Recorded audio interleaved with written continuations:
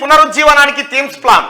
London పర్యటనలో CM Revanth వెల్లడి. Thames సందర్శన, నది పాలక మండలితో ఆయన చర్చలు జరిపిండు. ఇక్కడ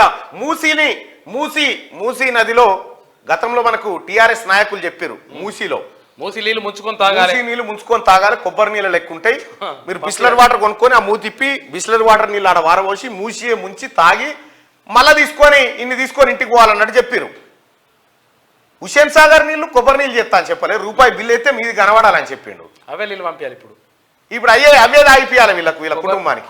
అయితే ఈ మూసీ కాడ ఇంకా బోటింగ్, ఇంకా కేటీ రామారావు ఏమంటాడు అనుకున్నావు అలా బోటింగ్, మరి పిల్లలు జాగ్రత్త ఎక్కేటప్పుడు దిగేటప్పుడు ఉంటున్నారు. అది షాపే కాలే, బోటింగే పెట్టలే, ఏం లేదు, ఎక్కేటప్పుడు దిగేటప్పుడు జాగ్రత్త అన్నట్టు పడవలు, టికెట్ల కౌంటర్ ఈడుండాలని చెప్తుండు.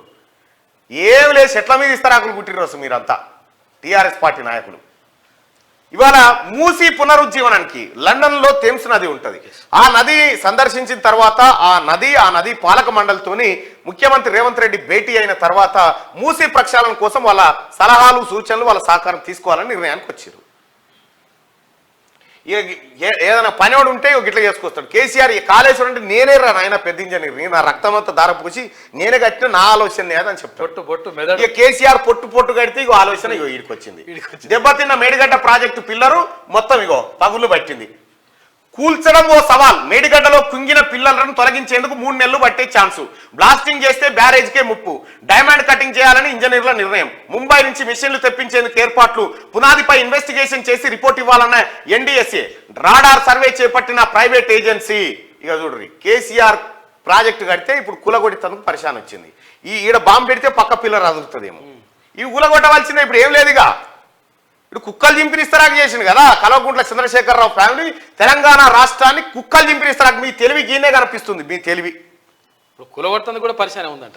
మేడిగడ్డ బ్యారేజీలో కుంగిన పిల్లలను కూల్చడం ఆఫీసర్లకు సవాల్గా మారింది. నిర్మించడం కంటే కూల్చడమే పెద్ద రిస్క్ అని ఇరిగేషన్ ఇంజనీర్లు అంటున్నారు. పక్కన ఉన్న పిల్లలు బ్యారేజీ ఫౌండేషన్ దెబ్బతినకుండా పనులు చేపట్టాల్సి ఉందని చెప్తున్నారు. ఇందుకోసం డైమండ్ కటింగ్ చేయాలని పేర్కొంటున్నారు. కుంగిన 3 పిల్లలను జాగ్రత్తగా కూల్చేందుకు దాదాపు 2 నుంచి 3 నెలలు పట్టే అవకాశం ఉందంటున్నారు. పిల్లల కూల్చివేత కోసం ముంబై నుంచి డైమండ్ కటింగ్ మిషన్లు తెప్పించేందుకు ఏర్పాట్లు చేస్తున్నారు. మరోవైపు బ్యారేజీ పునాదిపై ఇన్వెస్టిగేషన్ చేసి రిపోర్ట్ ఇవ్వాలని నేషనల్ డ్యామ్ సేఫ్టీ అథారిటీ ఆదేశించింది. ఇక ఈ మేరకు ప్రైవేట్ ఏజెన్సీతో ఎలాంటి సంస్థ రాడార్ సర్వే చేస్తున్నది. బ్లాక్ 7లోని అన్ని పిల్లలు కూల్చాల్సిందే. అన్ని పిల్లలు కూలగొట్టానట్టు 7వ బ్లాక్ లో. మేడిగడ్డ బ్యారేజీని 16.17 టీఎంసీల నీటి నిల్వ సామర్థ్యంతో 1632 మీటర్ల పొడవుతో నిర్మించారు. 8 బ్లాకుల్లో 85 గేట్లను అమర్చారు. 3625 కోట్లు ఖర్చు చేశారు. ఎల్ఎన్టీ సంస్థ నిర్మించిన ఈ బ్యారేజీ ప్రారంభించిన 4.5 ఏళ్లకే కుంగింది. నిరుడు అక్టోబర్ 21న బ్లాక్ 7లోని 3 పిల్లర్లు కుంగిపోయాయి. 20వ పిల్లర్ 5 ఫీట్ల కంటే లోతుకు కుంగింది. పెద్ద క్రాకులు వచ్చాయి. 19, 21వ పిల్లలు కూడా దెబ్బతిన్నాయి.